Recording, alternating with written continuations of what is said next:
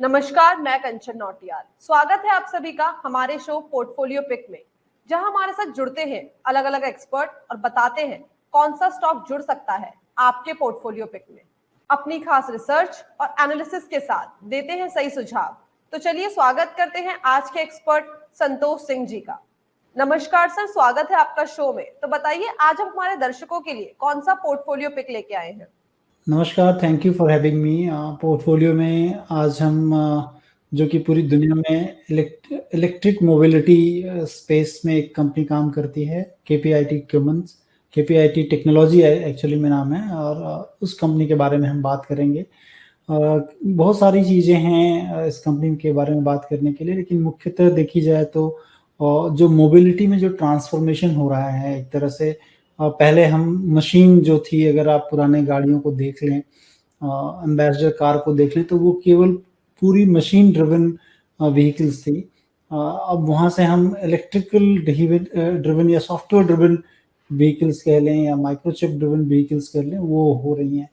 अगर कोई भी गाड़ी ड्राइव कर रहा होगा, पुरानी गाड़ियों को भी अगर ड्राइव किया है आपने और नई गाड़ियों को ड्राइव किया, तो आपको बहुत ही कट एंड क्लियर चीज़ें एक्सपीरियंस दिखता होगा, जिसमें कि बहुत सारी चीज़ें जो हैं अब आपको अवेलेबल हैं ऑन द टोज।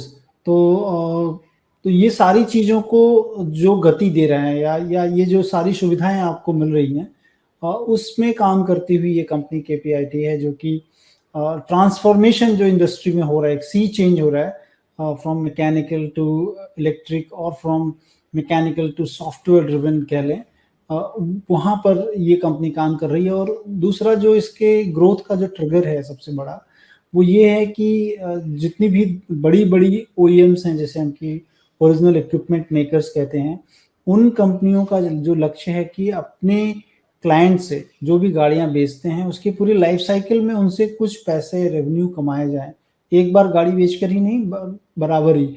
तो कैसे कमा सकते हैं, तो उसके अंदर जो अभी एक जो टेक्नोलॉजी चली है, जिसमें कि हम केस कहते हैं, ISS कह लें, और जिसमें कहते हैं कनेक्टिविटी, ऑटोनोमस, शेयर्ड मोबिलिटी और इलेक्ट्रिफिकेशन, जो है ये जो केस है, ट्रेंड है, आज का नया ट्रेंड है, या फिर कह लें ACES जिसे कह रहे हैं, ऑटोनोमस, कनेक्टेड, इलेक्ट्रिक और शेयर्ड व्हीकल्स।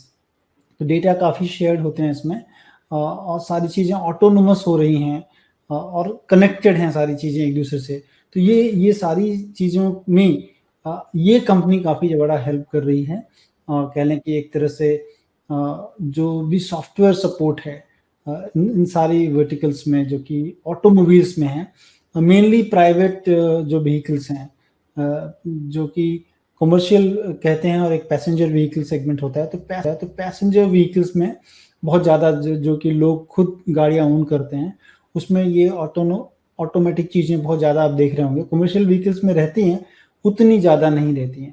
तो ये कंपनी उस क्षेत्र में काम कर रही, काफ़ी प्रॉमिसिंग है कंपनी का फ्यूचर, क्योंकि जो ट्रांसफॉर्मेशन हम सी चेंज देख रहे हैं पूरे इंडस्ट्री में, उसमें ये है इलेक्ट्रिक व्हीकल्स की तरफ अब पूरी दुनिया मूव कर रही है धीरे धीरे।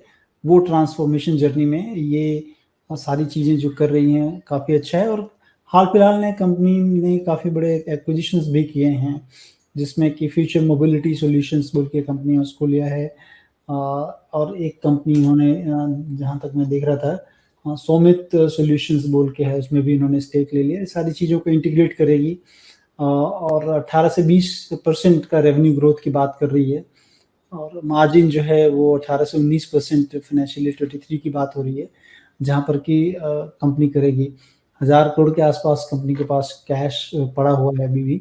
और मतलब कि फ्यूचर में भी कुछ जो है अपॉर्चुनिटी अगर आएगी तो उसको भी इन कैश करेगी। 24% के करीब रिटर्न ऑन कैपिटल एम्प्लॉयड है, रिटर्न ऑन इक्विटी 21% के करीब है, और रिटर्न ऑन इन्वेस्टेड कैपिटल भी 20% के ऊपर है। तो जो हम लोग देखते हैं कि एटलीस्ट 15 से 20% के ऊपर होना चाहिए, तो उन सारी क्राइटेरिया में कंपनी का जो है ये फिट बैठता है। डेट थोड़ा सा कंपनी पे मामूली सा डेट है, 227 करोड़ है, और वर्किंग कैपिटल एक्चुअल में कंपनी का ज़्यादा है, 740 करोड़ के करीब का वर्किंग कैपिटल है, जो कि डेट के साथ और कुछ इनके पास जो कैश पड़े हैं उसको कंपनी यूटिलाइज करके कर रही है। कंपनी के पास जो हेडकाउंट की अगर बात कर लें तो 9,183 लोग कंपनी के साथ जुड़े हुए हैं जो कि काम कर रहे हैं।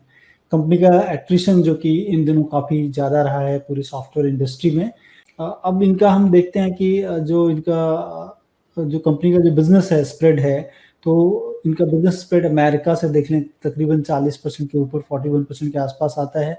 यूरोप से 39% है और रेस्ट ऑफ द वर्ल्ड से तकरीबन 20% है और इंडिया से ऑलमोस्ट 6% के आसपास है।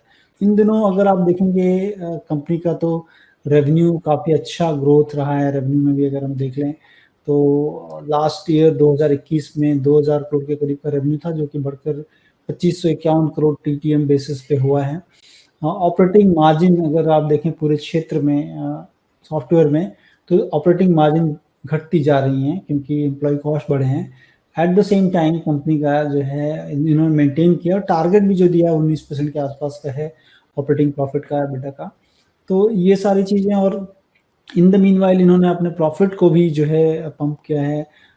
2021 में अगर देखें तो 147 करोड़ का प्रॉफिट बढ़कर प्रॉफिट 276 करोड़ मार्च 2022 में, और जो लास्ट क्वार्टर आया है उसमें अगर टीटीएम बेसिस पे देख लें तो 304 करोड़ के करीब का कंपनी का प्रॉफिट है।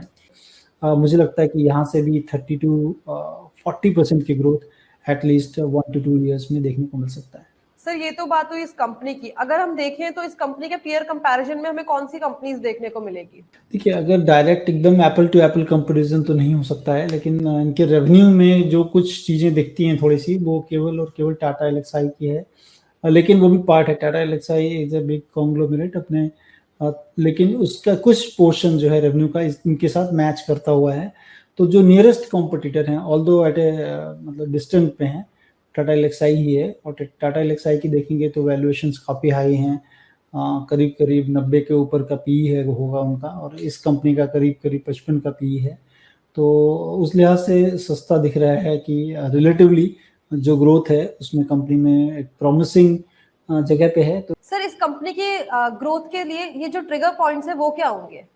देखिए, ट्रिगर तो जैसा मैंने बताया कि इलेक्ट्रिकल व्हीकल ट्रांसफॉर्मेशन, जितने भी व्हीकल्स हम आज देख रहे हैं जिसे हम आइस इंजन कहते हैं, जो कंबशन इंजन जिसे हम कहते हैं, वो कंबशन इंजन है। वो combustion engine being converted into जो है वो धीरे धीरे आप देखेंगे वो ऑब्सोलीट होते जाएंगे और आपके सामने इलेक्ट्रिकल व्हीकल्स या फिर कह लें कि हाइब्रिड मॉडल्स आ जाएंगे। और उन सारे मॉडल्स में आपको मिलेगा कि सारे जो जो गाड़ी है पूरी बॉडी जो है वो कहीं ना कहीं ECU जिसे हम कहते हैं, इलेक्ट्रॉनिक कनेक्टेड यूनिट्स हैं, इसमें पूरी सर्किट यूनिट्स हैं उसकी।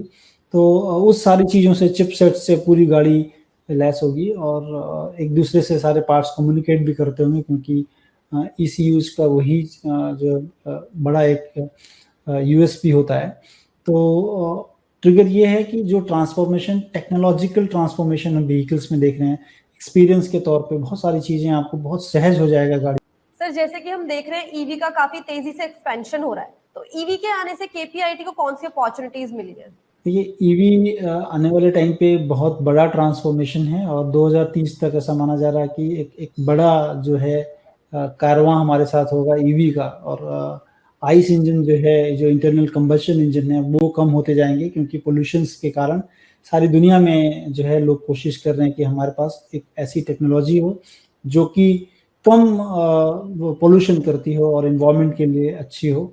और वो चीज़ में, उस ईवी सेगमेंट में ये कंपनी रोबस्ट काम कर रही है और जितने भी OEMs के साथ मिलकर काम कर रही है कि ताकि इस चीज़ को, जो एक तो इन्वायरमेंट को बचाया जा सके, दूसरा सहज किया जा सके, सिंप्लीफाई किया जा सके ऑटोमोबाइल इंडस्ट्री के सारी चीज़ों को। तो ये मुझे लगता है कि एक अहम पॉइंट होगा इसमें। बहुत शुक्रिया सर हमारे शो में आने के लिए, हमारे दर्शकों को बढ़िया एनालिसिस देने के लिए। धन्यवाद। Thank you very much. Santosh Singh ji जो लेके आए थे KPIT का पोर्टफोलियो पिक। ऐसे ही अलग अलग स्टॉक के एनालिसिस के लिए जुड़े रहिए हमारे शो पोर्टफोलियो पिक के साथ। धन्यवाद।